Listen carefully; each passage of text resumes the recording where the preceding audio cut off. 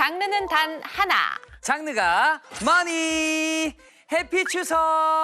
장르가 머니 앵커 권혁수입니다. 네, 연휴 첫날에 인사드리는 장르가 머니 아나운서 김하은입니다. 연휴가 시작되더라도 공부는 멈춰선 안 되겠죠. 오늘 장르가 머니 함께해 주실 분들 소개해 올리겠습니다. 설명 천재 박시동 평론가님 함께해 주십니다. 안녕하세요. 네, 안녕하세요. 부릉부릉 박시동입니다. 아유, 부릉부릉 오늘 시동을 제대로 안 걸어주셨네요. 이따가 걸 거예요. 기다려 주세요. 좋습니다. 네, 그리고 오늘 JTBC 경제산업부 박준우 기자도 함께합니다. 어서 오세요. 안녕하세요. 안녕하세요. 네, 간만에 뵙겠습니다. 경제산업부 박준호입니다. 네, 본격적인 토크에 앞서 2주의 핫 이슈부터 알아보도록 하겠습니다. 부릉부릉부릉 지금이에요. 평론가님, 왓 시동 이슈? 네, 이번 주 시동 이슈. 시동 이슈. 예. 지난주에 이재명 대통령이 미국을 방문했거든요. 네. 이때 세계 최대 자산운용사 블랙락과 MOU를 체결했다는 소식인데요. 블랙락은 무려 1경 7천조 원이나 운용하는 그야말로 세계 최대 자산운용사입니다. 이 블랙락과 우리 대통령이 MOU를 맺었는데 구체적인 내용은요. 우리나라가 AI, 재생에너지 같은 신사업을 하는데 블랙락이 수십조 정도를 투자하겠다라는 양해각서입니다. 블랙락 레디핑크 회장은요. 한국이 아시아 지역 AI의 수도가 될 수 있도록 최대한 협력하고 자본을 동원해주겠다, 적극적으로 협력하겠다라는 의사를 밝혔다고 합니다. 우리도 사실은 AI라든지 재생에너지 산업에 막대한 자본이 필요하거든요. 그렇죠. 예, 양측이 윈윈하는 좋은 투자 협정이 체결된 거다 이렇게 볼 수가 있겠고요. 기대 섞인 희망을 안고 잘 지켜봐야 될 것 같습니다. 이야, 좋은 소식이군요. 네, 이렇게 글로벌 투자사가 우리 대한민국을 선택했다는 데는 그만한 이유가 있을 텐데 네네. 레디핑크 회장 말대로 진짜 우리나라가 아시아 지역 AI 수도가 되면 좋겠습니다. 네, 그렇다면 이제 본격적인 토크로 넘어가 볼 텐데요. 자, 권혁수 앵커 이번 주 주제 뭘까요? 네, 얼마 전 모두가 깜짝 놀랄 만한 빅딜 소식이 전해졌습니다. 저도 기사를 보고 굉장히 크게 놀랐는데 업비트를 운영하는 두나무가 네이버의 손자 회사가 됩니다. 연간 80조 원 결제 파워를 가진 네이버 파이낸셜과 글로벌 3위 디지털 자산 거래소가 손을 맞잡은 건데요. 두나무는 왜 네이버 품에 안겼을까요? 국내 디지털 금융판을 뒤흔든 두 회사의 만남. 그 뒤에 숨은 속뜻은 무엇인지 2주의 머니에서 짚어보도록 하겠습니다. 야, 사실 이 두나무 방금 글로벌 3위 디지털 자산 거래소라고 소개를 해줬는데 네. 우리나라에서는 정말 가장 큰 디지털 자산 거래소 업비트를 운영하고 있고요. 네이버는 또 국내 1위 포털이잖아요. 네네. 안 쓰는 사람이 없죠. 이 각 분야에서 최고인 두 기업이 가족이 된다는 말인데 이번 빅딜 뭘 노리고 진행을 하게 되는 건가요? 그 두나무와 네이버 파이낸셜 재무 구조를 좀 살펴봤거든요. 자기 자본이 이제 두나무가 6조고요. 네이버 파이낸셜이 1조 수준 정도 되더라고요. 그리고 두나무의 순이익이 한 9,838억 원, 그러니까 거의 1조 가까운 거죠. 네이버 파이낸셜은 1,623억 원 수준이 되는데 이 둘의 합병, 그러니까 결합은 이 글로벌 시장에서 경쟁할 수 있는 그런 규모의 K 핀테크 업체가 탄생한다. 이런 의미가 먼저 있을 것 같고요. 네. 또 이제 이 양측이 스테이블 코인 사업 확대를 위해서 손을 잡았다라는 분석이 지배적이긴 해요. 근데 이제 다만 이 원화 스테이블 코인 사업뿐만 아니라 아예 가상자산 기반의 모든 사업으로 영역을 확장하려는 것 아니냐 이런 시각도 있습니다. 아, 네, 네이버는 그동안 사실은 뭐 포털이라든지 쇼핑이라든지 결제 관련해서 우리나라 1등이긴 합니다만은 네네. 새로운 어떤 시장의 중심성이 가상자산으로 옮겨간다라고 할 때 기존에 있던 네이버의 지위가 위협당할 수도 있겠다라는 생각을 할 수 있죠. 그래서 어쨌거나 가상자산 시장으로 주도권을 확보하는 신사업이 필요한 상황이었습니다. 네네. 반면에 두나무는요. 가상자산 거래소로는 1등입니다. 압도적입니다. 그런데 최근에 고객 확인 의무를 조금 위반한 사항이 있어서 당국으로부터 현재 제재를 받고 있는 중이에요.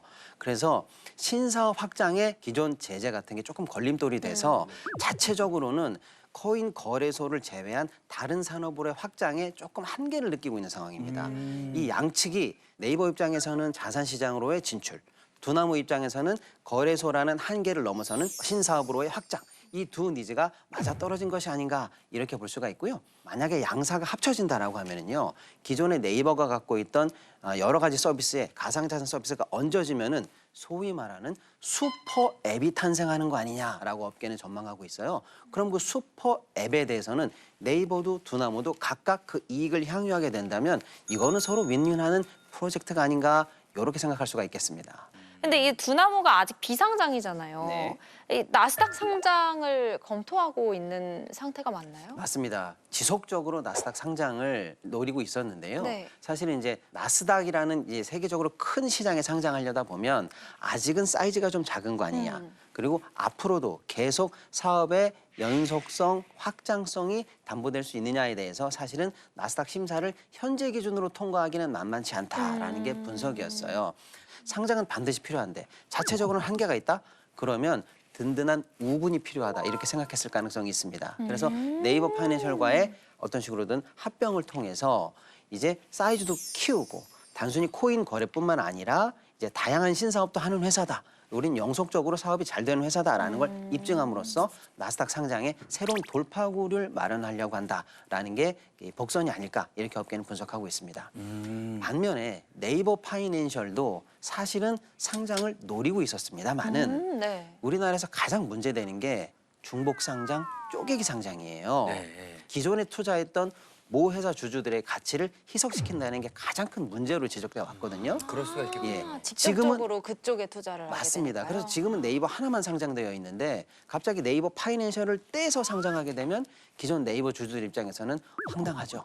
두나무를 품에 안음으로써 이제 전혀 기존에 있던 네이버 파이낸셜보다는 완전히 덩치가 커지고 그렇죠. 우리는 변모했다라는 걸 시장에 이제 명분으로 제공하고 네. 그걸 가지고 나스닥으로 상장한다라고 하면 네이버 입장에서도 네이버 파이낸셜의 상장 계획에 돌파구가 열리는 거 아닌가라고 해서 양사 다 상장을 통한 새로운 도약을 할 수 있다라는 묘책이 아마 합병을 통해서 나온 게 아닐까 이렇게 전망하는 시선도 있는 게 사실입니다. 그리고 또 네이버랑 두나무가 합병을 하는 방식도 좀 화제가 되고 있더라고요. 네이버가 이제 모회사, 그 아래 네이버 파이낸셜이 자회사, 그 아래 손자회사로 두나무로 이어지는 이런 구조가 예상이 됩니다. 합병 발표 날 네이버 주가가 엄청 올랐습니다. 맞습니다. 그래서 네. 네이버 주가가 합병 기사가 났던 25일에 무려 11% 이상 급등을 했고요. 두나무의 주식은 장외 시장에서 13% 정도 떨어지면서 극명한 온도 차이를 좀 보이긴 했습니다. 두나무가 네이버 파이낸셜 밑으로 들어온다라고 하면요. 사실상 네이버 입장에서는 더 작은 친구가 더 큰 공룡을 먹는 예, 이런 예, 그림이 예. 완성되는 예. 거거든요. 네. 그래서 네이버 주가에 대해서도 시장이 긍정적으로 반응하면서 오르고 있는 거죠. 반면에 두나무에 투자하고 있는 회사들도 상장돼 있는 회사들이 많거든요. 네네. 그 회사의 주가는 빠지고 있어요. 상대적으로 큰 이익은 못 보는 거 아니야? 라고 시장이 판단하고 있는 게 아닐까라고 분석이 됩니다. 아직 뭐 절차나 협의가 많이 남은 상황이겠죠? 이제 네이버랑 두나무 관계자 양쪽을 다 좀 추적을 해봤는데 네. 일단 지금 이 합병 시나리오는 일종의 이제 가안이에요. 여러 가지 시나리오 중에서 그 검토 중인 한 개일 뿐이고 그 여러 가능성을 열어놓고 있다. 논의 중인 건 맞다다만 아직 확정된 건 없다라고 이제 말했어요. 근데 이 빅딜이 현실화가 되기 위해서는 사실 넘어야 될 산들이 좀 많긴 합니다. 금융당국 승인도 필요하죠. 양사 이사회도 거쳐야 되죠. 주주총회 승인도 받아야 되죠. 되게 많은데 특히나 이 공정거래위원회 심사가 되게 까다로워요. 여러 가지를 보는데 이 기업 결합 심사에서 시장 집중도를 먼저 보고 그리고 대주주 적격성이랑 사회적 신용 등을 살펴봅니다. 이 검토를 다 거치고 나서야 이제 이 빅딜이 실제로 현실화가 되는 거라서 상당히 절차가 까다롭고 복잡하긴 합니다. 또 이제 빅딜 성사 이후에도 이 주요 서비스인 네이버페이와 업비트 같은 경우에는 이 법인이 별도로 운영이 될 것 같아요. 그렇군요. 이 거대 두 기업이 힘을 합쳤으니 확실히 체급이 커진 거잖아요. 우리 금융시장에는 어떤 변화가 찾아오게 될까요? 이 네이버는 국내 최대 이용자 수를 기반으로 해서 이제 네이버 파이낸셜의 온오프라인 금융 결제 확대를 계속 추진을 해오고 있었고요. 네. 거기에 이제 두나무는 지난달에 이제 자체 블록체인 넷인데 이름이 기와체인을 공개하기도 했습니다. 기와. 네, 블록체인 메인넷 기와체인을 공개를 했는데 네. 이를 통해서 스테이블 코인 발행을 좀 시사를 하기도 했거든요. 스테이블 코인. 이 말이 또 들려오기 시작합니다. 이게 좀 헷갈리는데 이게 뭡니까 도대체? 스테이블 말 그대로 안전된 이런 거예요. 그러니까 안전성 있는 코인이다. 그럼 어떻게 코인이 안전성이 있게 되느냐라고 네. 본다 그러면 이 코인을 미국 채권이라든지 아니면 금은이라든지 이런 실물 자산에 또 투자하게 됩니다. 내가 1코인을 산다 그러면요, 그 플랫폼에서는요, 한마디로 1달러를 이제 매수를 하는 거죠. 이를 통해서 스테이블 코인 발행을 좀 시사를 하기도 했거든요. 이렇게 되면은 이 두나무가 발행을 하고 업비트에서 이 스테이블 코인을 거래를 하고 이 스테이블 코인을 네이버페이의 온라인과 오프라인 결제처에서 결제 수단으로 활용하는 그런 구조가 탄생하지 않을까 이렇게 짐작은 해보고 있고요. 여기에 이제 네이버의 그 인공지능 기술이 더해지면 글로벌 빅테크, 핀테크 전쟁에서도 등판할 수 있는 그런 IT 팀 코리아가 나올 수도 있는 상황이죠. 네이버 파이낸셜, 두나무 이제 모두 이번 결합을 통해서 단기간이 아니라 장기적으로 좀 시너지를 극대화할 수 있다라고 전망을 하고 있고요. 특히 이제 페이팔, 스트라이프, 코인베이스 같은 이제 글로벌 핀테크와 이 세계 시장을 두고 경쟁을 하는 것을 목표로 삼고 있는 것으로 보여요. 우리도 경쟁으로 뛰어드는 거군요. 네. 네. 아니 박준우 기자 정말 관심이 많은지 얼마 전에 미국에 직접 가셔서 글로벌 스테이블 코인 시장을 직접 눈으로 확인을 하고 오셨잖아요. 어떤 걸 보고 오셨는지 말씀을 좀 부탁드리겠습니다. 네, 제가 미국에서 한 10일 정도 취재를 하고 왔는데 네. 나중에 기회가 되면 이 자리에서 따로 좀 말씀을 드리고 싶고요. 네. 오늘 좀 간략하게만 말씀을 드리자면은 미국에선 사실 실생활에서 스테이블 코인을 지금 결제 수단으로 사용하는 경우는 아직까지는 별로 없습니다. 네. 다만에 이 스테이블 코인을 정식으로 제도권으로 편입시킨 그 지니어스 액트가 통과가 됐잖아요. 그래서 이제 이후로 여러 기업들이 앞다퉈서 이 스테이블 코인 관련 사업들을 추진을 하고 있는 건 사실입니다. 네네. 스테이블 코인 시장 규모를 한번 살펴볼까요? 2022년에 1,250억 달러였어요. 그러니까 한화로 약 174조 원이었는데 올해 5월에 2,550억 달러. 그러니까 한화로 약 356조 원. 두 배 가량이나 몸집이 키운 거죠. 네, 두 배가 넘었네요. 네, 두 배가 넘었어요. 네. 그러니까 이 현재 유통 중인 스테이블 코인의 약 한 90% 이상이 이 달러와 연동이 돼 있는데 이 달러 기반 스테이블 코인 발행사인 테더랑 서클의 유통량이 약 95%로 시장을 거의 다 지배를 하고 있습니다. 이게 스테이블 코인의 발행량이 되게 많아지다 보니까 JP 모건도 이제 자체 스테이블 코인 발행을 좀 검토를 하고 있다고 하고 이 시티그룹이나 비자 같은 이 전통 금융 회사들도 스테이블 코인을 활용한 예금 토큰 실험, 결제 인프라 확대에 좀 나서고 있는 상황이거든요. 이제 달러 패권이 전통 금융 시장을 넘어서 디지털 금융에도 고착화되고 있다 이런 의미가 되겠습니다. 아니 이런 어려운 상황 속에서 원화 스테이블 코인이 글로벌 시장에서 그 틈을 삐집고 들어가려면 어떻게 해야 될까요? 일단은 지금 빨리 제도화를 이뤄야 될 것 같습니다. 한국은행이 우리나라 원화 시장을 사실은 컨트롤하는 중앙 기관 아니겠습니까? 근데 한국은행은 약간 신중론적 입장을 갖고 있어요. 왜냐하면 통화 정책을 하는데 원화 스테이블 코인 시장에서 한국은행의 말을 안 들으면 어떡하지?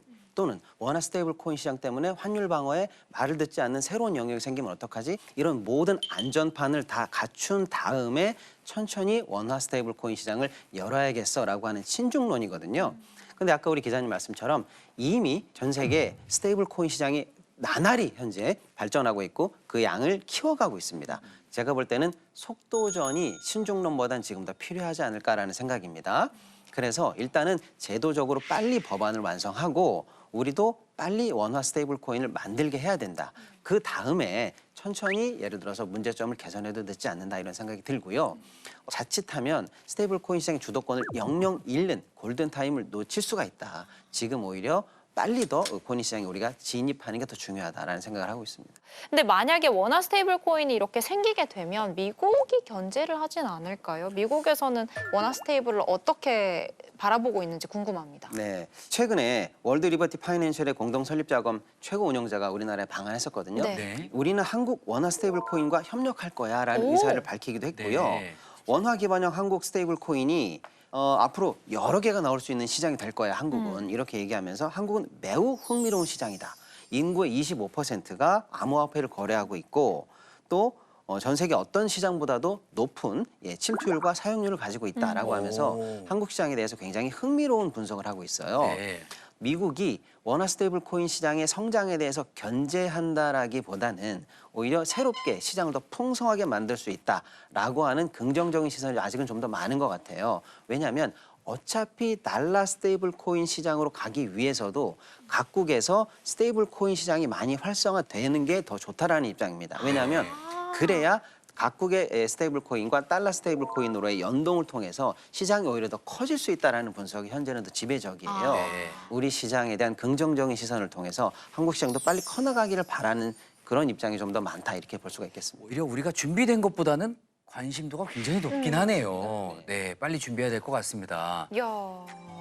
네, 한국을 대표하는 K금융의 글로벌화 과연 어디까지 뻗어나갈 수 있을지 그리고 또 세계 속에서 어떻게 그 영향을 미쳐 나갈지 정말 관심 있게 지켜봐야겠습니다.